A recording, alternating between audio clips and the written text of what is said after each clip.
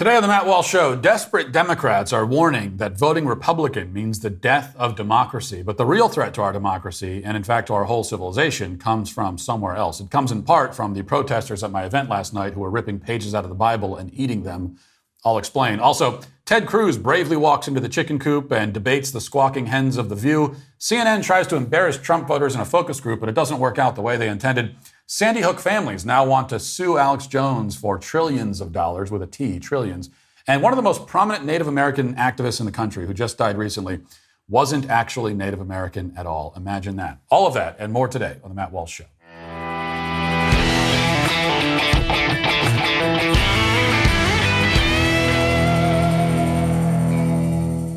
The left is losing their faith, but we are not. And a core part of that faith is prayer. I talk a lot about stressful things all day, and you might feel a little overwhelmed with where the country is going, but I've got good news. Hallow can help you find some peace and hope rooted not in the government or its institutions, but in God. Hallow has over 5,000 audio-guided prayers, meditations, and peaceful Christian music, including the Rosary with Bishop Barron and Mark Wahlberg, the Bible in a Year with Father Mike Schmitz, prayers for kids so we aren't raising another generation of crazies, and many more. Hallow helps you build a daily routine and a habit of prayer. It helps me to pray, meditate, and sleep better. It's a huge part of my daily routine. You get an exclusive 3-month trial of Hallow at hallow.com/Matt Walsh.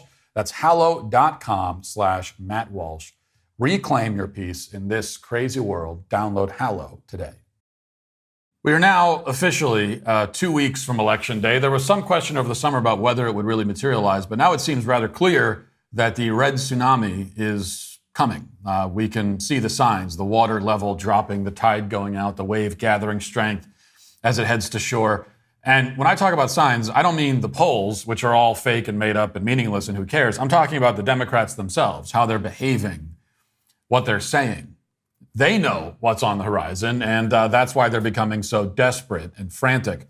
So this weekend, we saw Joe Biden promising a bunch of TikTok stars that he would pay for their abortions and make sure that every state in the union is sexually mutilating children. This is what Democratic desperation looks like. This is what they do when they're scared. They double down on their infanticide and child castration advocacy. Also, even more indicative, the Democrats are warning that the coming Republican takeover of the House and possibly the Senate as well will spell the end of democracy in America. So Max Boot writes for the Washington Post, quote, "If the current trends hold up, Republicans are likely to take over at least the House and quite possibly the Senate too, along with many state offices. This is how democracies die, both at home and abroad." So democracies die when voters participate in them, says the Washington Post. So by voting, you are killing democracy. In a similar way, you might die of thirst by drinking fresh water or drown by sitting on dry land. MSNBC had a similar message last night. In fact, they took it a step further. According to Joy Reid and her panel of guests, who all together with their brain power combined equal the IQ of a moderately intelligent meerkat, if voters, they say, vote for Republicans, they are essentially Nazis. Listen. Matthew, we talk about this all the time. Democracy on the ballot. It's not just a slogan. We're talking about women literally losing agency over themselves. Donald Trump has said, you know where he's going to challenge the election? Already in advance, he says he's going to do it. Philly. That's a dog whistle, right? I mean, it's not even being hidden. At this point, it's just fascism in the open. And what scares me is that I'm not sure everybody minds. I think there are some people who will just sit back and let it happen, thinking it won't be that bad. And that, to me, is almost more dangerous than the radicals. Well, I mean, I'm not going to say that, the GOP are Nazis at this point or whatever, but it certainly sounds very familiar to what happened in Germany, which is a bunch of citizens. Adolf Hitler gets a third of the vote. Nobody thought it could happen there. They kind of went along because they said he was going to solve the economy and fix inflation. Yeah, that's right. You can hear those sorts of things. And then, lo and behold, a few years later, they lost their democracy, and they're all like, how'd that happen here? That's my worry. That is my worry. Obviously, the price of a hamburger, the price of milk, the price of gas is concerning. But that is a short-term problem. The loss of a democracy will decimate everyone's freedom. Yes, your inability to eat is a short-term problem. I mean, I guess it probably is. The only problem is that you might not have an opportunity for any problems after that if you're not able to eat. But I have to say, I am begging all of you, absolutely begging you, especially on the left, to learn about something in history other than the Nazis. Not that you actually know anything about the Nazis or how they rose to power, of course. Your understanding of your one single historical period of interest is dubious at best, but it's really time to branch out anyway. It really is. Other things have happened in the world before and since, I promise you. There are other things that you could compare current events to. The possibilities for historical analogies are endless, but you have to read a history book first. In any event, I do appreciate Matthew Dowd's prudence and restraint. I'll give him credit for that, because he says that he's not going to compare the GOP to Nazis. But all he's saying is that the GOP are just like the Nazis. He's not going to make the comparison. He's simply pointing out that Republicans are exactly like the Nazis. That's all. And you are ushering in the end of democracy if you vote for them. This is all preposterous, of course. Democracy is not under threat because of Republicans. But that is not to say that democracy isn't under threat at all. I mean, it is. And it's much more than democracy that hangs in the balance. The entirety of Western civilization is on the brink of collapse, is indeed in the process of collapsing. It's not because of one election or one political event. It's because we are, as a society, rejecting fundamental basic truth. Our civilizational flight from truth is the real threat to democracy, to civilization. You can't have a functioning democracy without truth. You can't have a thriving country or any real country at all without truth. You can only have chaos and misery. Which brings me to my event last night at the University of Wisconsin-Madison. Yesterday, I told you about the drama and the lead up to the screening of my film and my speech and Q&A afterwards. Leftist students and faculty were losing their minds over the prospect of my physical presence on campus. They filed a bias incident report. They tore down flyers. They set up safe spaces. They graffitied all over the campus, including vandalizing a veterans memorial. When I finally arrived on campus yesterday, over 300 protesters, apparently was the number, gathered outside. Many tried to rush inside the building. Some made it in. Some were stopped. They rushed into the screening of the film. They tried to disrupt it. I'm told that one of the protesters literally vomited out of rage. It's an actual scene from The Exorcist played out. During my talk, they repeatedly pulled the fire alarm, which had the effect of knocking the AV system out, so I didn't have a working microphone for a large portion of the speech. Fortunately, I have a loud enough voice, so that was only a minor inconvenience. Back outside, they ranted and raved incoherently, often branching into grievances that have seemingly nothing to do with the subject of my film or my talk. Here's just one example. Listen. And that includes in organizing spaces, because so much of the time, organizing spaces are dominated by white people who don't give BIPOC voices a chance to speak. White people, stop being racist.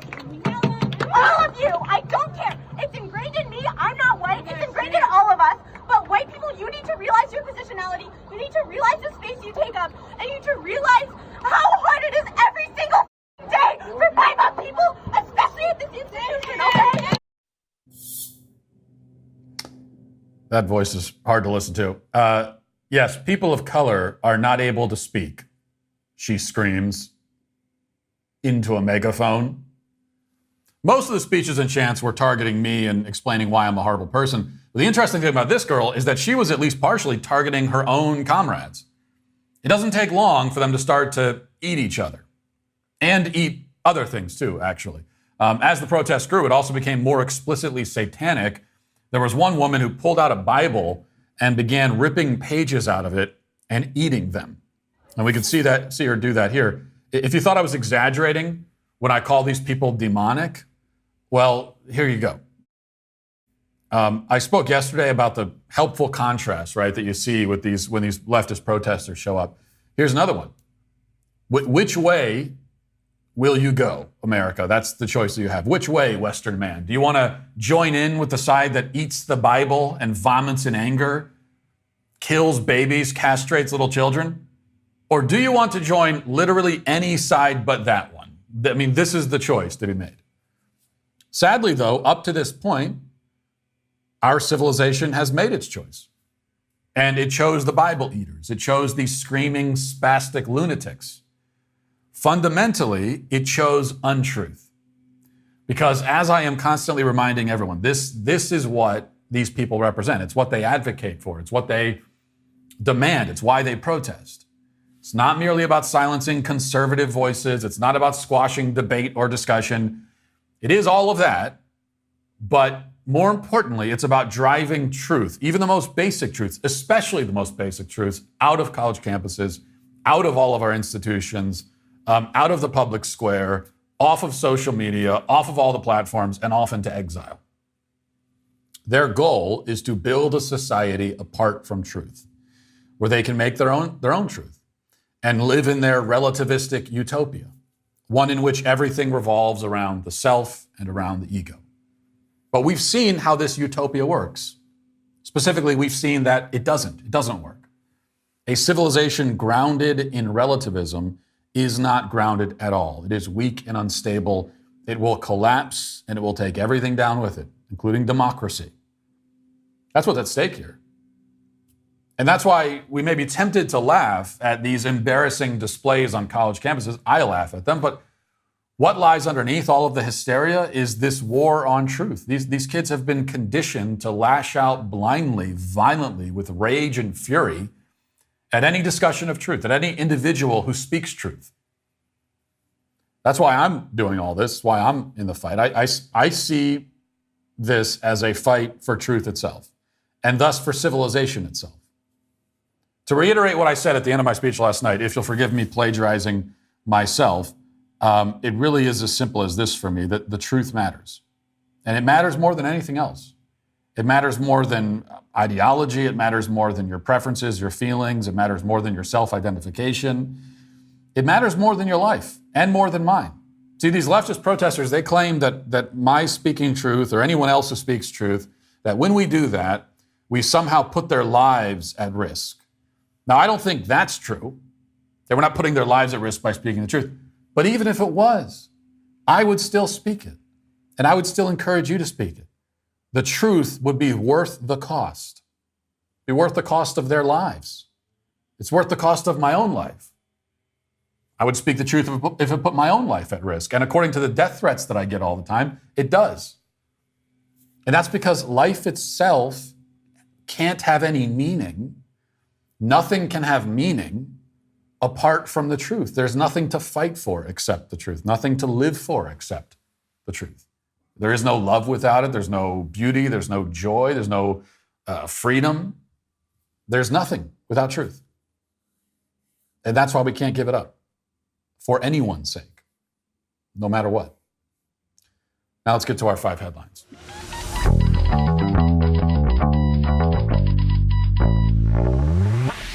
Well, there's one other clip I wanted to play from last night before we move on, and I wish I could play the whole exchange, but it's too long. I have a kind of a longer clip that I'm going to play still, but you can find the whole clip on my Twitter page. It's during the Q&A, a person who identifies as trans, who's going through transition right now, did come up to speak in the Q&A, and this doesn't happen very often. This is pretty rare.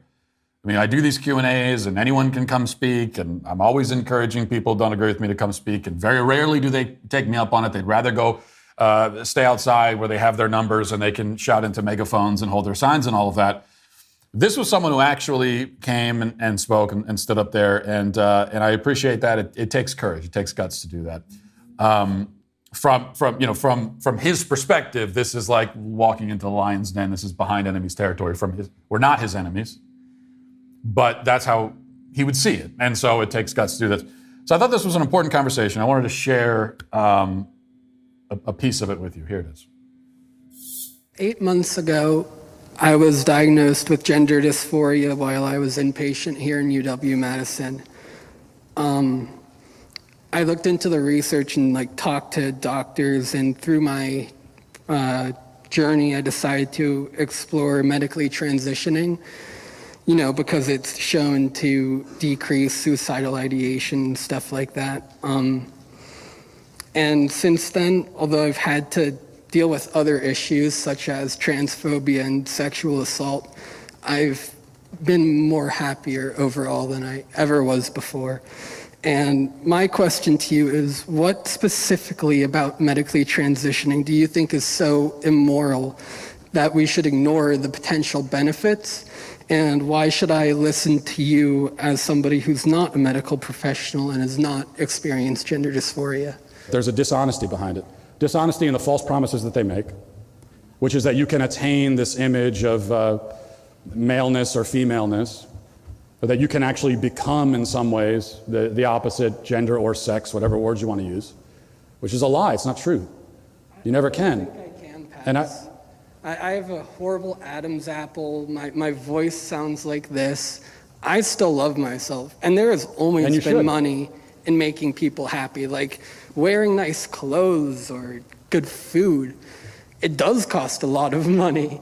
That's why I can't get surgeries that would make me a lot happier. But the So point why? But the point of medicine is not supposed to be to make you happy in the moment. That's not the objective of medicine. The objective of medicine is your overall wellness. It's about treating what is actually wrong. That's medicine. And so if you are struggling to accept who you were born as, what your actual biological identity is, I have all the compassion in the world for that. I mean, I can't imagine having that disconnect in my head. It has to be a source of immense despair. But what I hate is the medical professionals who, instead of helping you with that, and instead of helping you to accept who you really are and find joy and fulfillment in it, they're trying to make a quick buck. And they're selling you false promises. And they're telling you that this stuff is based on long-term studies. And they're lying to you because it's not. There have never been any reliable long-term studies on almost all of this stuff, because the fact is that the medical industry only started doing this at such a large scale recently, so they couldn't have the data. They're pretending that they do. They're lying. And that's what I hate. That's the immorality.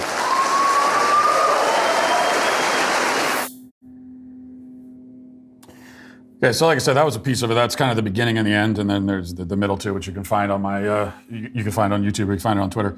And I wanted to show that to you because, first of all, again, I appreciate the fact that somebody was actually willing to go and stand up there and ask a question. And also, I want to show that it's we have this idea that when you're talking to someone who actually is trans or actually identifies that way, and is going through the whole process, that it's like we have to choose between being compassionate or being truthful.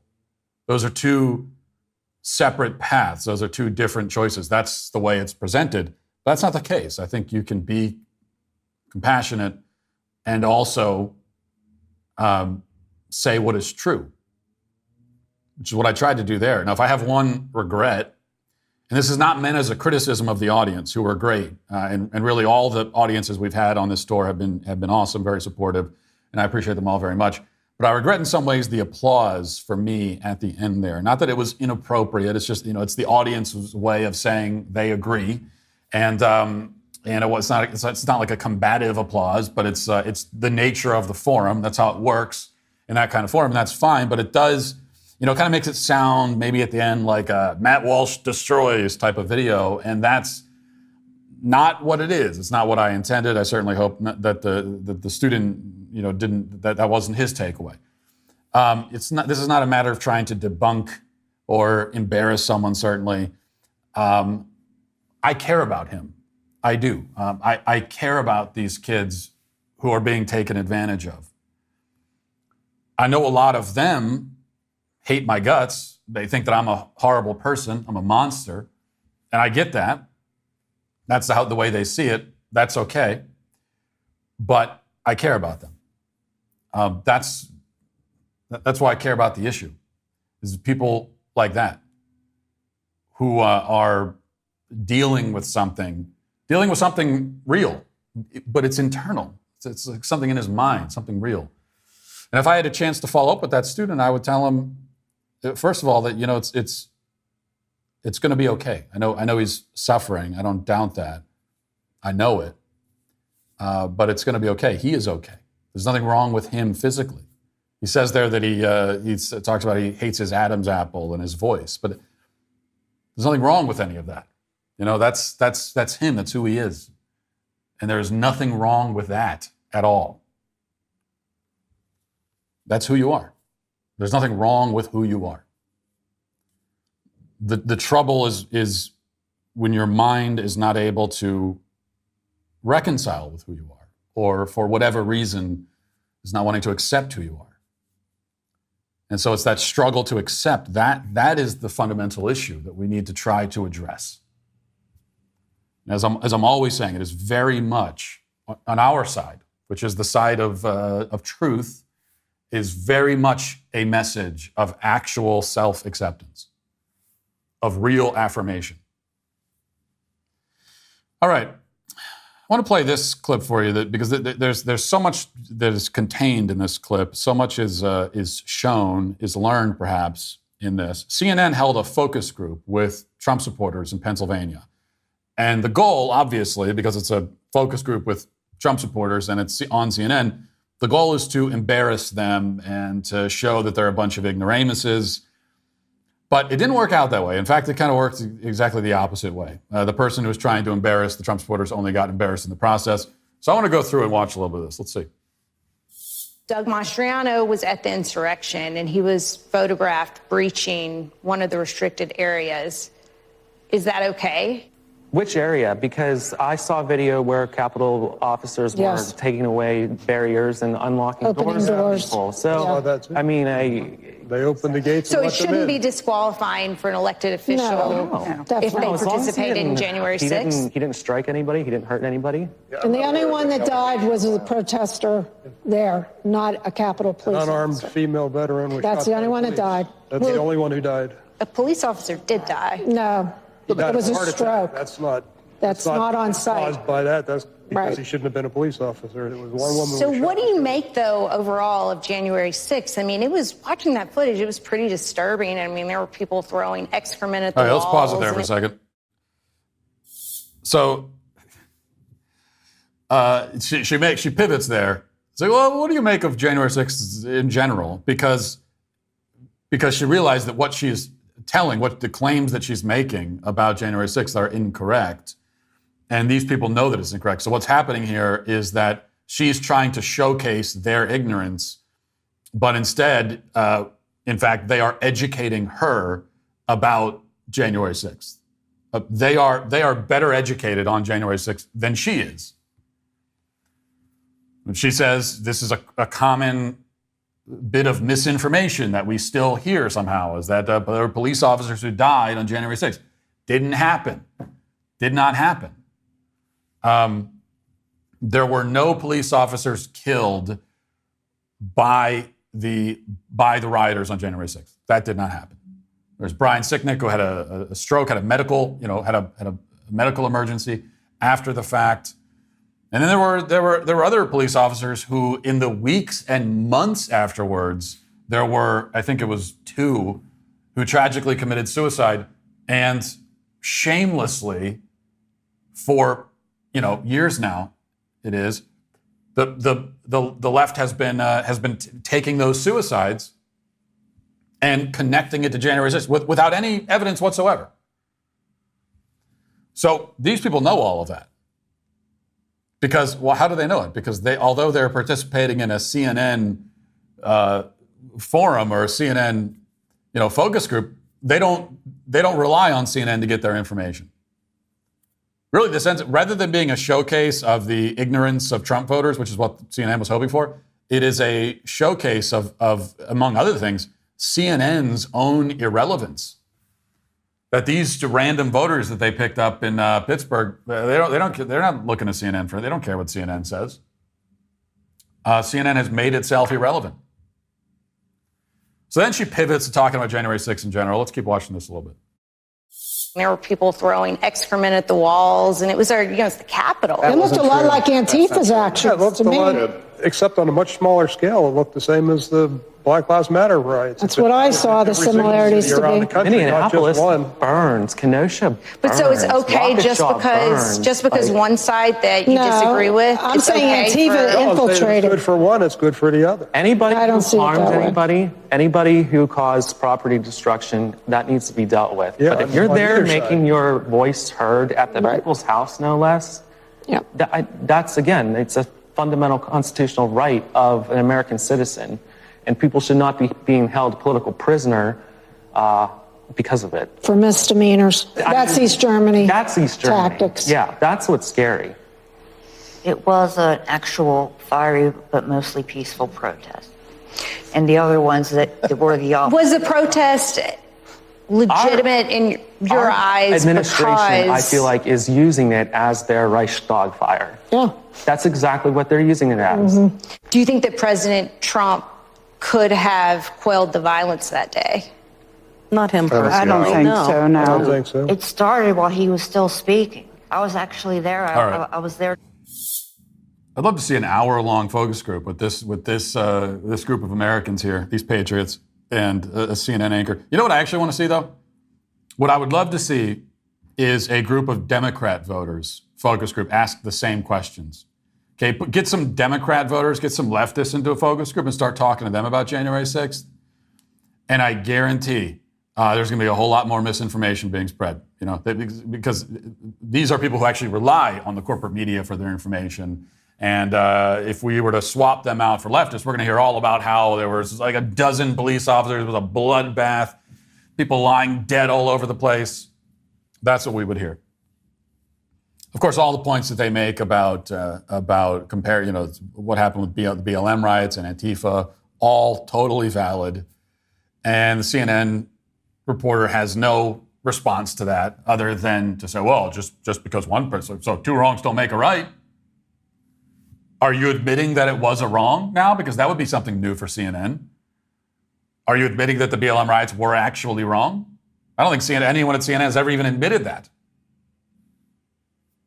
As opposed to on the right, with like this one single example that you have of people on the right rioting, and that's what it was a riot, and these were mostly people who are on the right, and it's happened one time in like decades. Okay, as opposed to on the left when it's, we went through a season when it was happening on a daily basis. But you got your one example, and every conservative that I've ever talked to, we have no problem saying that shouldn't have happened. That was incredibly stupid. It's a horrible decision. Okay, I was saying it at the time. There's nothing good can come of this for the people who are participating in it. There's no good that comes of this. None whatsoever. Now, in fact, there's good for the left and for the elites and the powerful people in Washington. They're going to make hay of this, and that's exactly what they've done in the many months after following. So we have no problem saying that. It's no problem for us. On the left, though, they still have not gotten around to actually denouncing or admitting that the BLM did anything wrong by rioting those many dozens and hundreds of times that they did.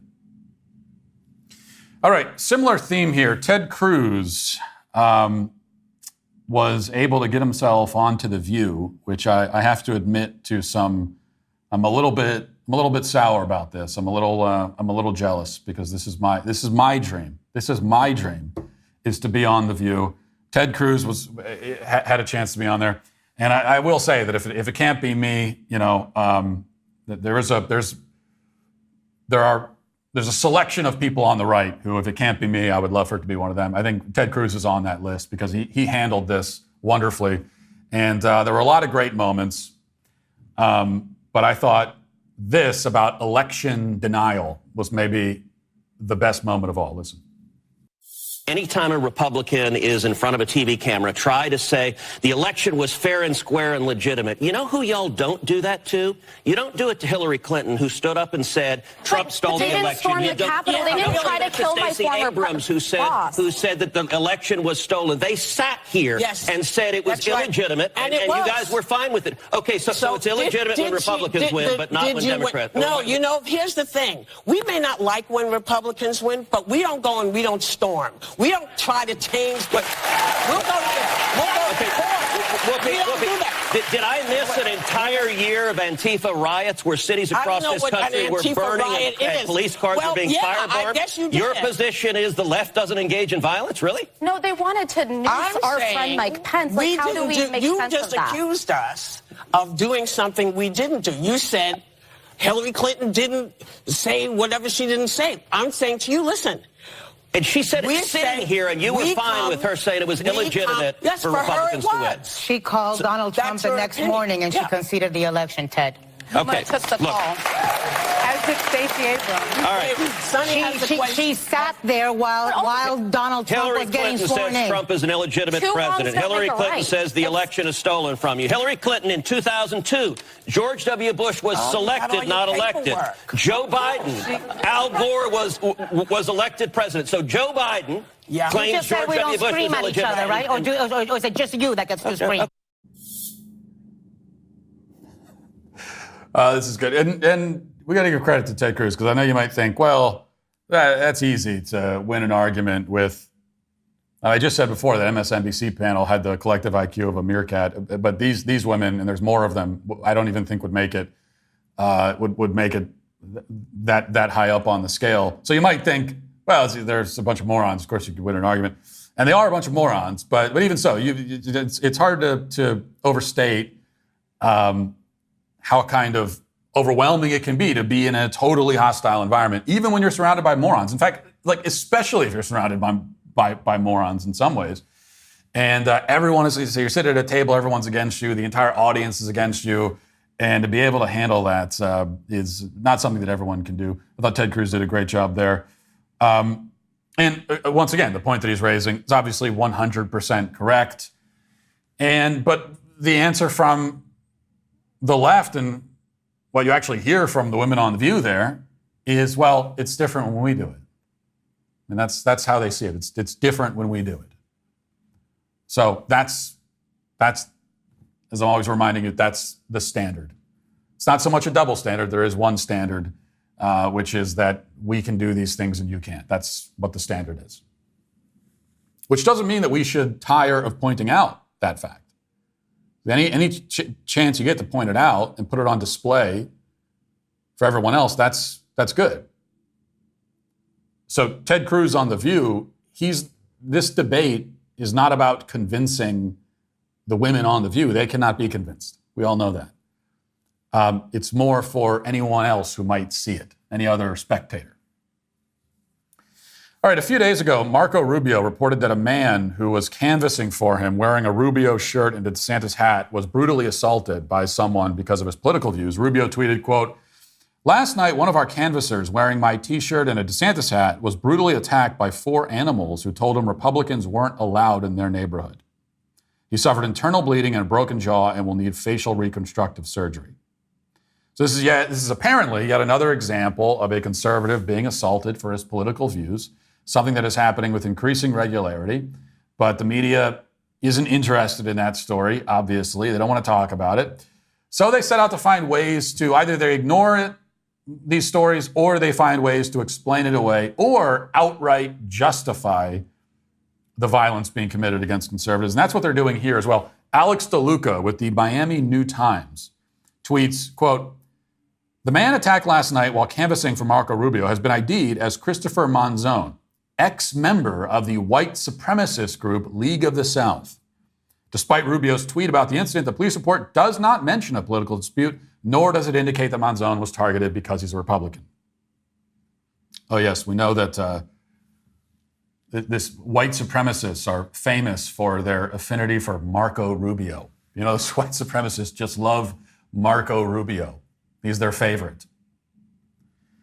Now, as for the alleged, so we have two issues here. We have the justification that is being offered for assaulting this man, and then also the claim that they're trying to set this up like it's almost like it's a Jussie Smollett thing, and Marco Rubio made it up. Well, as for the alleged contradiction between the police report and Rubio's claim, here's what the article says. This is their article. It says, quote, a police report supplied to New Times indicates that Lopez, who's the guy who committed the assault, confronted Monzon on East 60th Street while Monzon was handing out flyers. Lopez allegedly said, "You can't pass by here, this is my neighborhood." During an argument that followed, Lopez grabbed Monzon and proceeded to slam him against the ground, according to the report, whereupon he continued beating the defenseless Monzon in the face. Okay, that actually matches up pretty well with what Rubio said.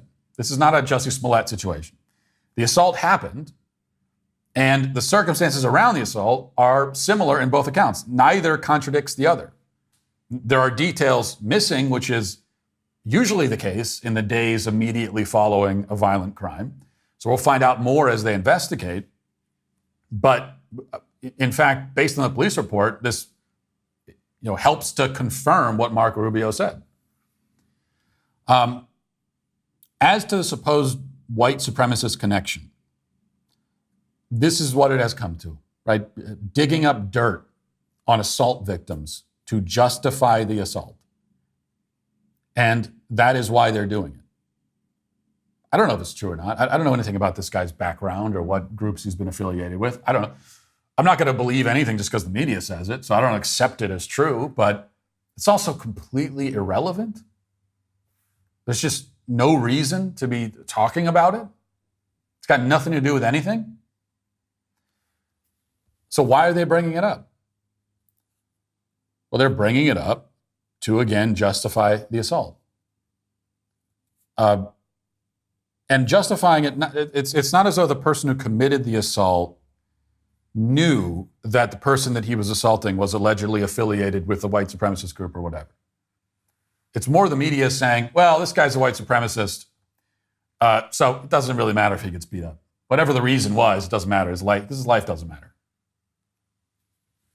That's why the left has spent so much time labeling all of us white supremacists and Nazis, right? We're all white supremacists and Nazis if we disagree with them. And it doesn't matter our own ethnic, it doesn't matter you're black, white, Hispanic. If you're on the right, you're a white supremacist and you're a Nazi. That has been made very clear. And the reason why they do that is, one, obviously to try to discredit everything we say without having to engage with it. But two, it is to set the stage for violence. This actual, for all of their talk about inciting violence, when you go around claiming that your political opponents are literal Nazis, you are inciting violence against them. That's what you're doing. And you're doing it on purpose. That's the intention behind it, obviously. All right. Let's see what else we have here. This is a report from the Daily Wire. It says Sandy Hook families are asking a Connecticut judge to order Alex Jones to pay them trillions of dollars in damages, in addition to the $965 million that jurors ordered Jones to pay the families. The families claim that they are entitled to the money because they allege that Jones broke a state law that bans the sale of goods through the use of false statements. Bloomberg News reported that the families arrived at $2.75 trillion by taking the maximum penalty allowed under state law, $5,000, and multiplying it by 550 million social media views that Jones got on his social media accounts in the 3 years following the 2012 shooting. The family's lawyer said, Alex Jones perpetrates this attack for one reason, greed. Alex Jones will never treat them like real people because they're too valuable to him as targets. So $2.75 trillion. This is obviously grotesque and absurd. It's a joke, not a funny joke, but a joke. Trillions of dollars. And I say this as someone who, from the beginning, I was extremely vocally opposed to the Sandy Hook conspiracy theories. The idea that it was staged or a hoax or whatever never made any sense. There was never any good evidence to support it. There was never ever was never any evidence at all, actually, good or not. So you don't have to explain any of that to me. Even so, what they're doing to Alex Jones here goes way, way, way beyond the Sandy Hook stuff. This is transparently an effort to destroy him because he's Alex Jones, because he said a whole lot of other things that are even more offensive to the powers that be. That's obviously the case. No matter how you feel about Alex Jones, that's obviously the case, and we know it's the case. We know it because if he was really being bankrupted and to the tune now of they're hoping trillions of dollars, which of course he doesn't have anything close to trillions of dollars. Nobody on earth does, not even Elon Musk does. But if it was really about misinformation or defamation, if we lived in a country where misinforming your audience or defaming someone actually led to you being utterly financially ruined and you end up in the hole by $2.75 trillion, then CNN would be ruined, and MSNBC would be ruined, and the New York Times would be ruined, and the Associated Press would be ruined, and CBS News would be ruined, et cetera, et cetera, et cetera. All of these institutions would be held accountable to the same extent. In fact, to a much greater extent. If we were the kind of country that treated misinformation that harshly, a country that really had no tolerance for it at all. I mean, all the outlets just mentioned, along with every other major corporate media outlet, have deliberately lied over and over again to feed many false narratives, including a racial narrative that has led to city blocks being burned and people actually dying. Lots of people. Let's start with that. Far from the only example, but we could start there. And that's not just misinformation either. It's also defamation. How many cops have been defamed, lied about, had their lives totally destroyed, their families' lives destroyed? How many left-wing media personalities had to pay $1 billion to Officer Darren Wilson for repeatedly claiming that he shot an unarmed kid while his hands were in the air, begging for mercy? How many $1 billion judgments were meted out there? Where's Officer Darren Wilson now? Have we seen him at all? We haven't seen him. He's in hiding for the rest of his life. His life is ruined because he shot and killed someone who was trying to kill him. It was a totally justified shooting, which on the local and federal level they found was justified. Even Obama's DOJ tried to find a reason to file hate crime charges against him. They looked at the ballistics, they looked at the evidence, and even they couldn't find it. Doesn't matter. This man's life is over. His family's life is over. He's been hiding for the rest of his life. Any $1 billion judgments for that? I mean, there's that infamous photo from, I think it was CNN, and all of the CNN reporters and anchors are sitting around the table and they've got their hands up, and they're doing the hands up, don't shoot thing. Every single one of them. Every single one of them. Misinformation, defamation, ruining somebody's life. No accountability. Not one left-wing media personality or outlet was held accountable for that or for pretty much anything else. Possible exception would be the misinformation, the defamation connected to the Nicholas Sandmann case. But even there, we don't know what the judgments is. So he won some of those lawsuits, thank God. We don't know what the judgments were, but I think we can assume that it wasn't billions. And I think it's a pretty good chance it wasn't even millions. So when you look at the contrast, right? When you look at the people who can get away with misinformation and defamation, and the people who can't, it's very clear what the political agenda is, and there's just no denying it. All right. We also have this clip, which I think we're going to have to save for tomorrow, unfortunately. It's a weird thing. I started hearing from people yesterday or a couple days ago that I appeared in a Hallmark film, very much without my knowing. I made an appearance in a Hallmark film. It's a film called Noel Next Door, because Hallmark, they started doing their 90 Days of Christmas thing or whatever it is, where they start playing a bunch of original and originally terrible, uniquely terrible Christmas films in the lead up to Christmas. And we know that Hallmark has long since gone woke. And so apparently they had a character that some viewers figured seemed to be based on me, and it was kind of like a caricature of me. And I wanted to go through that clip and watch it and just see if we could determine, is this supposed to be me or not? But I think we're going to have to save that for tomorrow. So tune in for that tomorrow, because we have to get now to our comment section. Do you know their name? They're the Sweet Baby Gang. Scott Slingerland says, I think it's a little unfair to talk about Cori Bush's poor book sales. She did quite well when you consider how few of her loyal followers are actually literate. That's a good point. That's a good point. She probably sold more books than she has literate fans, or fans at all. So I could see that, but that's no excuse. I mean, I sold a book that was intended for an audience of mostly illiterate people, and Johnny the Walrus. It was a kid's book. You know, it's a kid's book for young kids, many of whom can't read.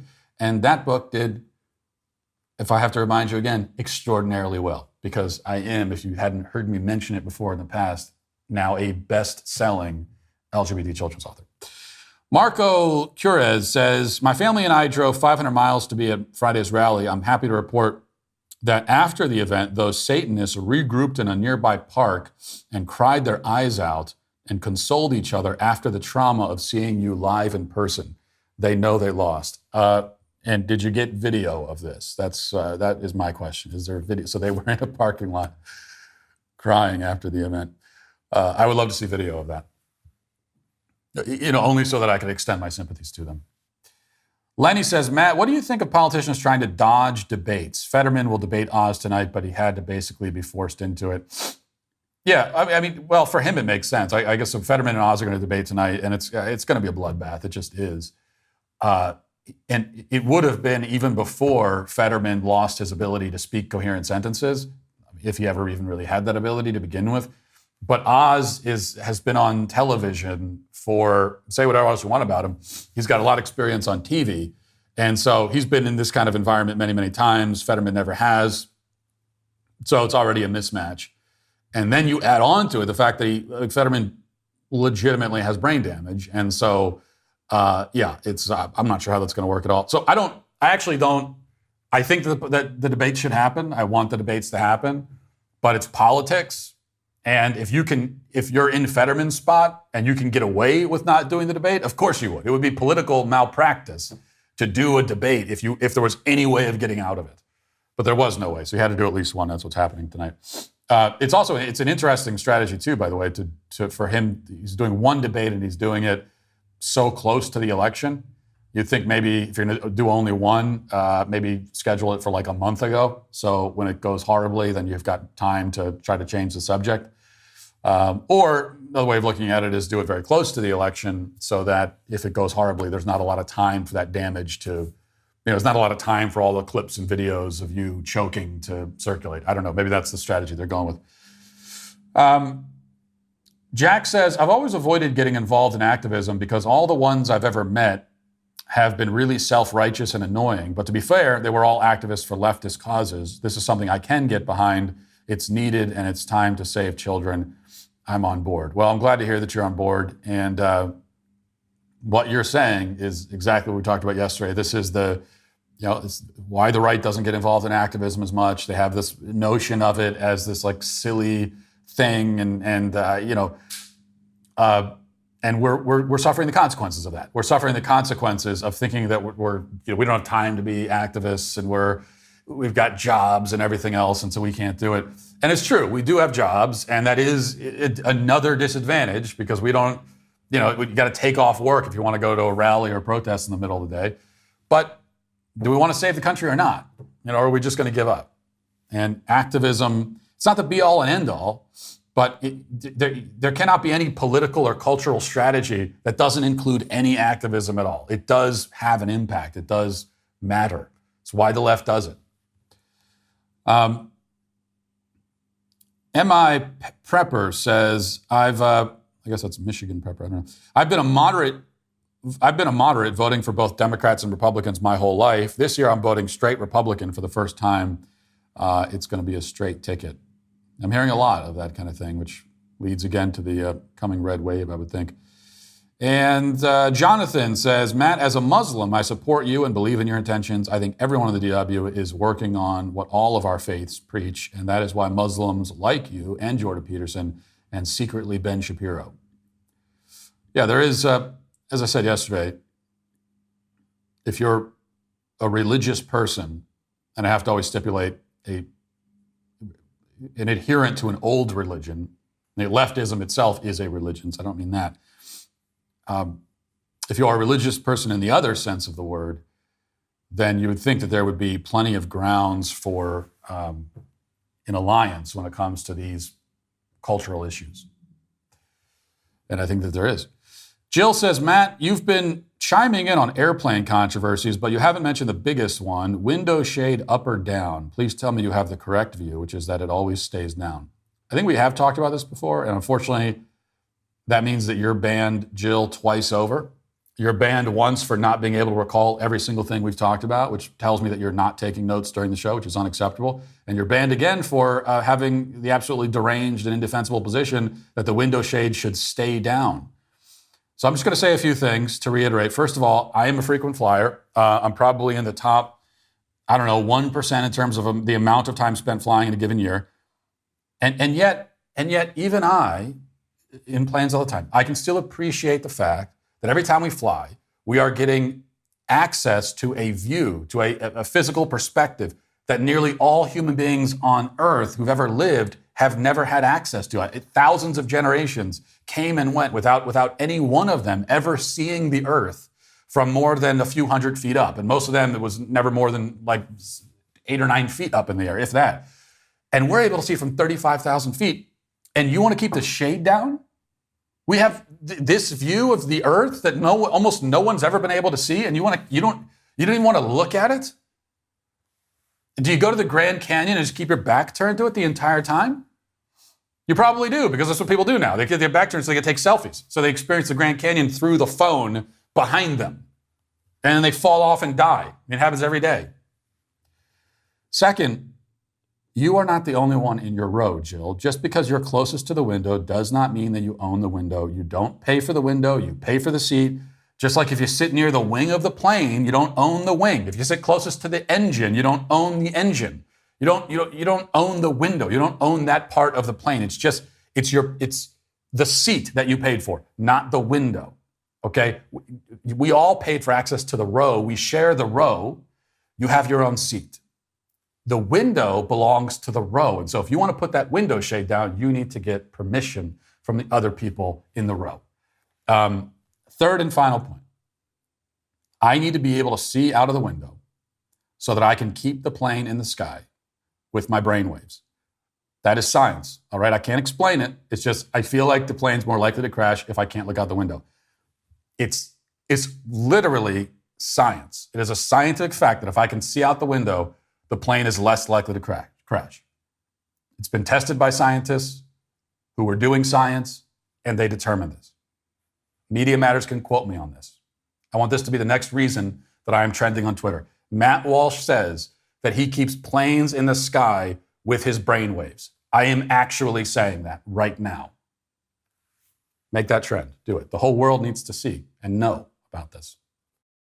Well, now feels like a good time to read another email the Daily Wire was CC'd on in an ongoing ad segment called Breakup Letters. No, these are not Tom Brady and Gisele's hacked emails, but real messages from former Harry's Razors customers who canceled their subscriptions and switched to Jeremy's.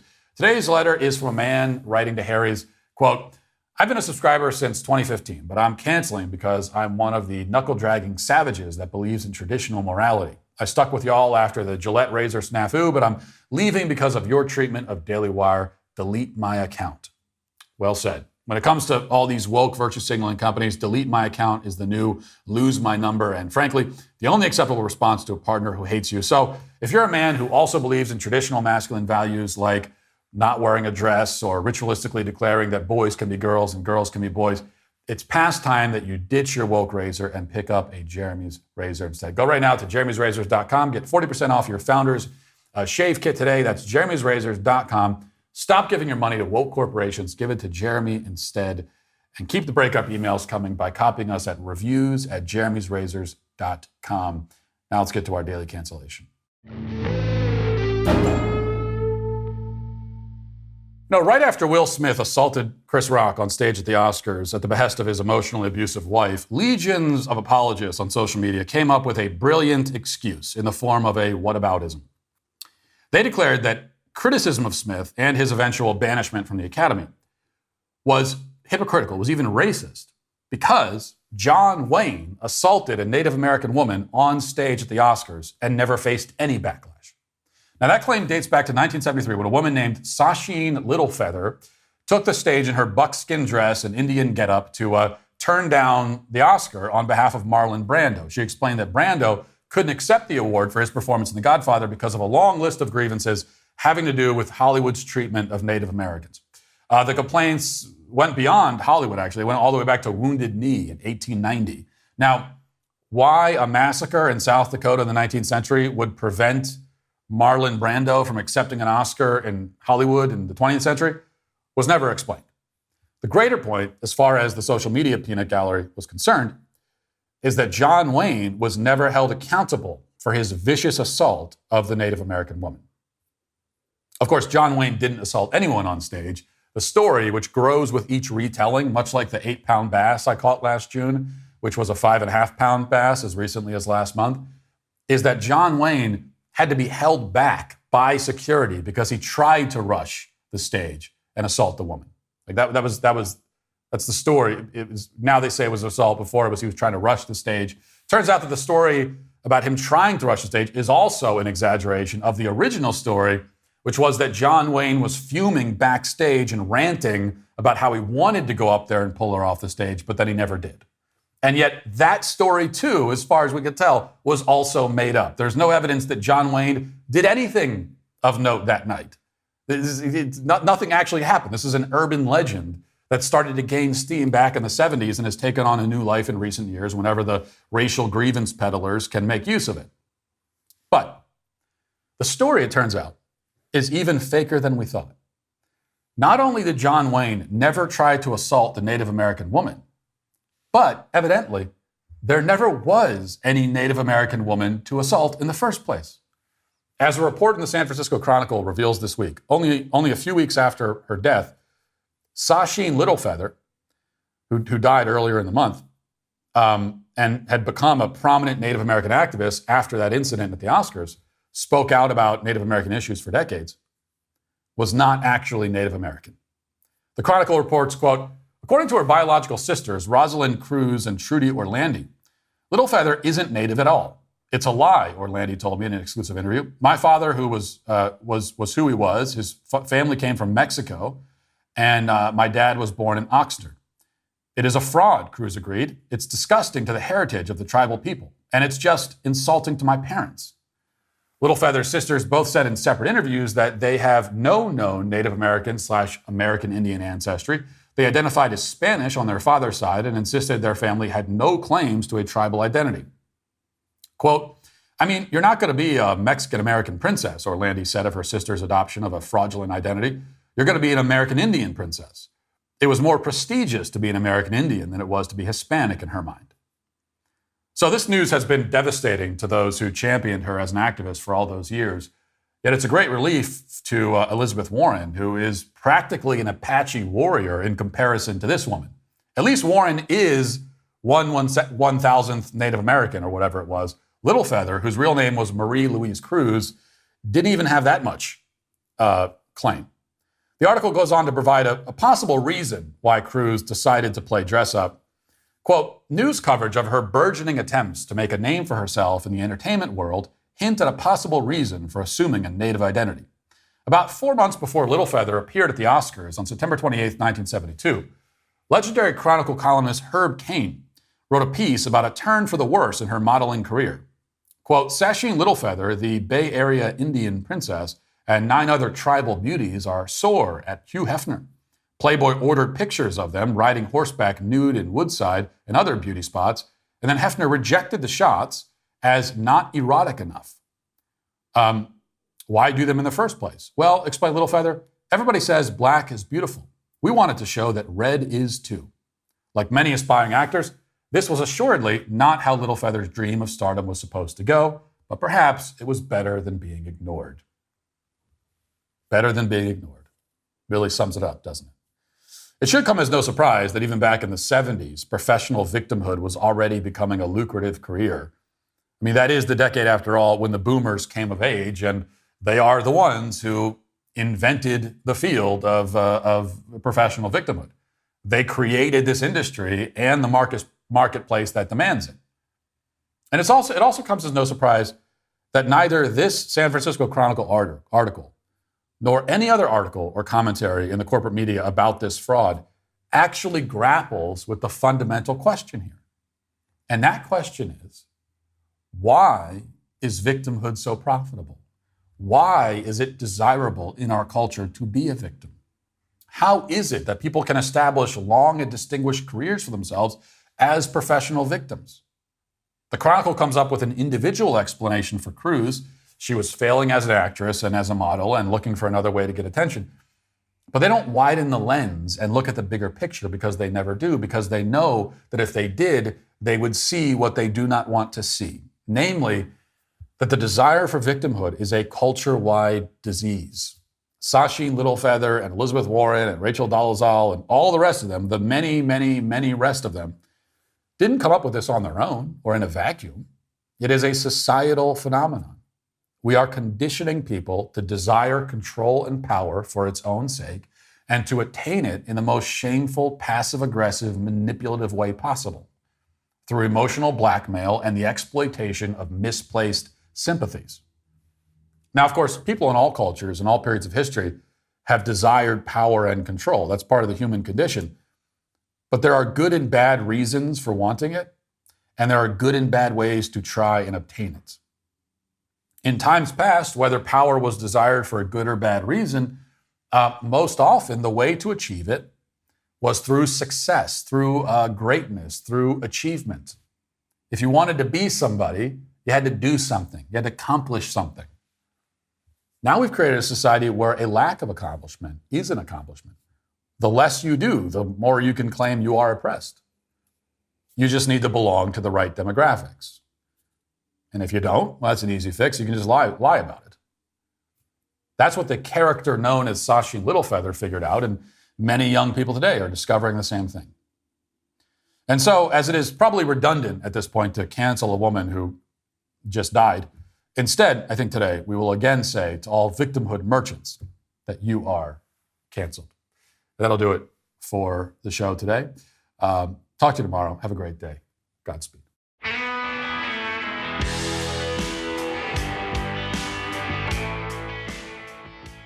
John Bickley here, Daily Wire Editor-in-Chief. Wake up every morning with our show, Morning Wire, where we bring you all the news that you need to know in 15 minutes or less. Join me and my co-host Georgia Howe for daily coverage of all the biggest stories on Morning Wire.